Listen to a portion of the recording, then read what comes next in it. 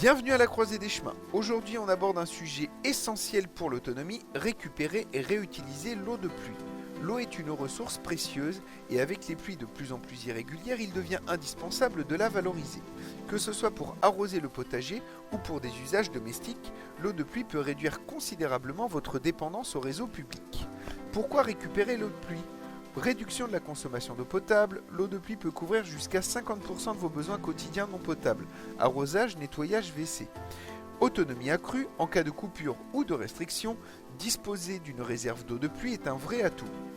Économie, utiliser l'eau gratuite du ciel permet de réduire vos factures. Première étape, installer un système de récupération. Premièrement, identifiez vos surfaces de collecte. Les toits sont les plus efficaces, même un petit toit peut récupérer des centaines de litres d'eau après une pluie. Assurez-vous que vos gouttières sont propres et en bon état.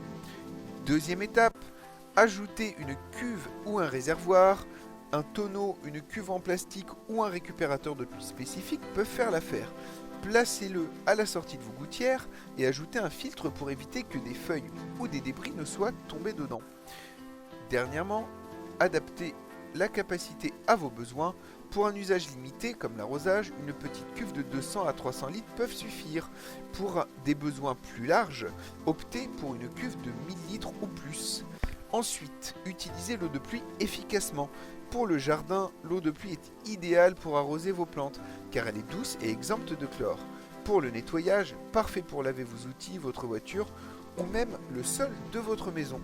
Pour des usages domestiques, avec un système adapté de filtration et de traitement, l'eau de pluie peut même alimenter vos toilettes, voire votre machine à laver. Ensuite, pensez à entretenir votre système, nettoyez vos gouttières et votre filtre régulièrement pour éviter les blocages.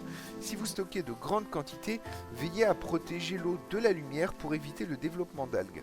Enfin, pensez à vider votre cuve avant l'hiver dans les régions où il gèle.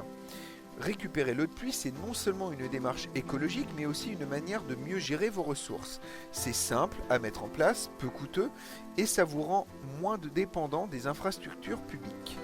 Merci d'avoir suivi ce 11e conseil. Demain, on reparlera d'un autre sujet crucial, comment cuisiner et chauffer de manière autonome grâce au bois. À demain, d'ici là, portez-vous bien, prenez soin de vous, et à très bientôt à la croisée des chemins. Abonnez-vous!